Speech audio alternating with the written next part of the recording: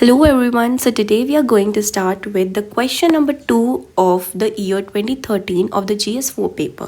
So the question 2 says that what do you understand by the following terms in the context of public service? Okay so ये बहुत पहले आया था but अभी कभी भी कोई भी क्वेश्चन आएगा सिविल सर्वेंट के रिगार्डिंग पब्लिक सर्विस के रिगार्डिंग तो हम ये कीवर्ड्स जो यहाँ पे दिए हैं इनको हम डेफिनेटली कोड कर सकते हैं। तो क्वेश्चन में पूछा है कि क्या इंटीग्रिटी है, क्या परसिवरेंस है, क्या स्पिरिट ऑफ सर्विस है, क्या कमिटमेंट है, क्या करेज ऑफ कन्विक्शन है। ऑल्सो उन्होंने बोला है कि आप इसके साथ में और 2 एट्रीब्यूट्स बताओ। ठीक है, सिंपल क्वेश्चन था।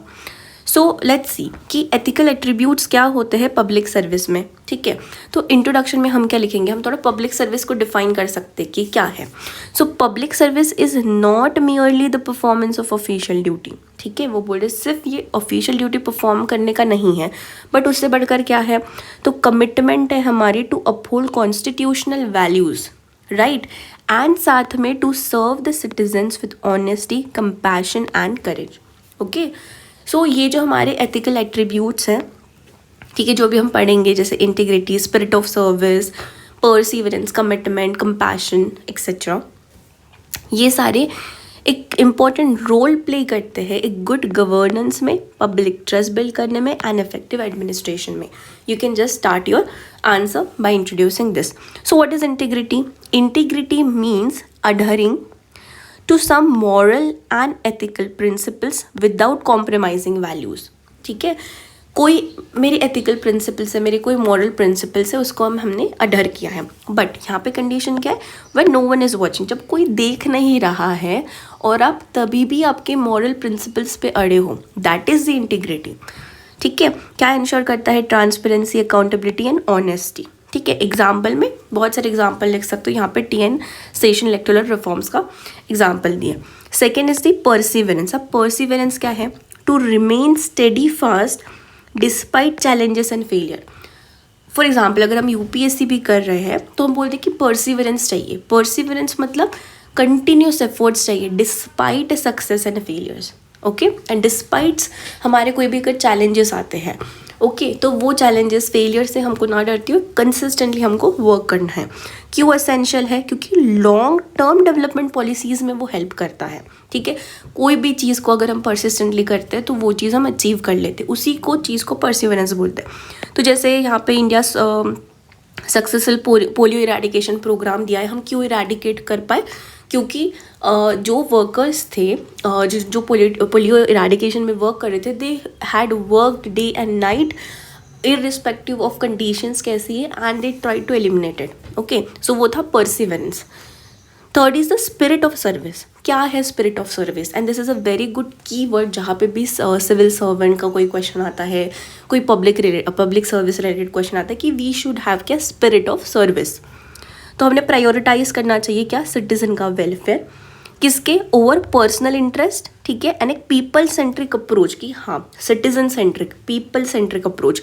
This is also very good keyword, people centric, citizen centric. जैसे कि हेल्थ केयर जो वर्कर्स थे, गवर्नमेंट ऑफिशियल्स थे, कोविड पैंडेमिक में उन्होंने खुद की हेल्थ को ध्यान ना रखते हुए, कोई अदर कंडीशंस को ध्यान ना रखते हुए, they just worked for humanity, है ना। तो that is spirit of service. Commitment, it is a dedication towards once duty and constitutional responsibility.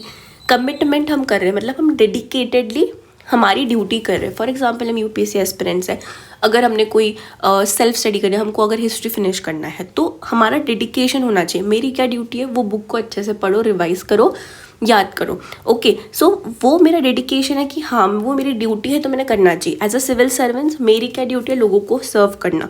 तो जो मेरी ड्यूटीज़ है उसके रिगार्डिंग मेरे को डेडिकेट होकर काम करना है, तो दैट इज़ कमिटमेंट। क्या कह? Effective and timely delivery of public service. इससे होगा क्या? मैं डेडिकेटेड हूँ तो मैं टाइम बाउंड मैनर में उसको फिनिश करूँगा, प्लस मैं इफेक्टिवली उसको फिनिश करूँगा। जैसे civil servants coordinating rescue rehabilitation जो एफर्ट्स है फ्लड्स के टाइम पे, तो वो कमिटमेंट दिखाते हैं कि नहीं, है ना, हमको हमारी ड्यूटी है लोगों को प्रोटेक्ट करना, तो फ्लड्स हो कुछ भी हो, विल वर्क।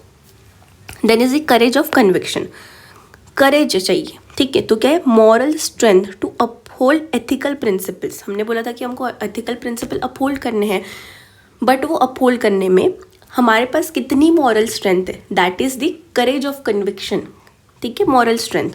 जैसे IAS ऑफिसर अशोक खेमा के एफर्ट्स, ठीक है, जो भी करप्शन के अगेंस्ट, इरेगुलरिटीज़ के अगेंस्ट उन्होंने ये किया, तो ऐसे आप एग्जाम्पल लिख सकते हो। देन इज दी मतलब ये तो पूछा गया था करेज ऑफ कन्विक्शन, तो इसके बाद हम इम्पार्शलिटी, एम्पैथी, साथ साथ में accountability, selflessness, honesty, objectivity, leadership, ये लिख सकते हो। जैसे नोलान प्रिंसिपल है, हम मोस्टली स्टडी करते हैं।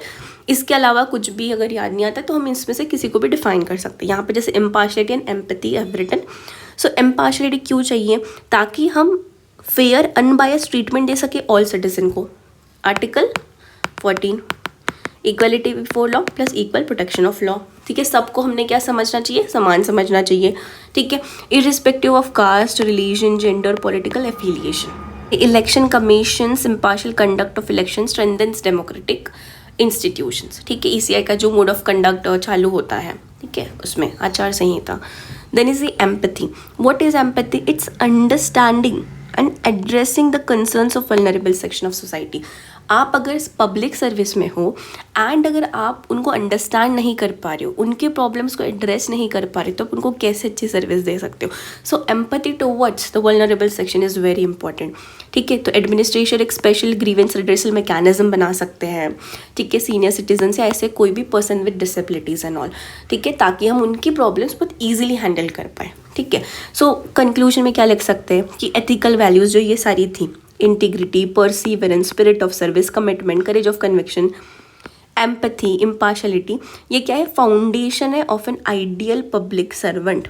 ये अभी जो क्वेश्चंस आते हैं, सिविल सर्वेंट, पब्लिक सर्वेंट, आप इसमें ये सारी चीज़ें डेफिनेटली कीवर्ड्स की तरह ऐड कर सकते हो। When these values are translated into administrative action, जब ये पर्सनल, ये जो हमारी वैल्यूज़ है, इसको हम एडमिनिस्ट्रेशन में लाएंगे तो क्या होगा? सिटीजन सेंट्रिक गवर्नेंस होगा, पब्लिक ट्रस्ट बिल्ड होगा in democratic institution. So this are the keywords. कौन से? ठीक है, कौन से कीवर्ड्स हैं?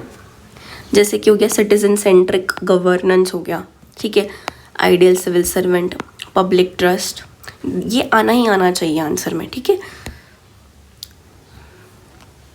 सो guys, thank you for listening. This was the question 2 of GS4।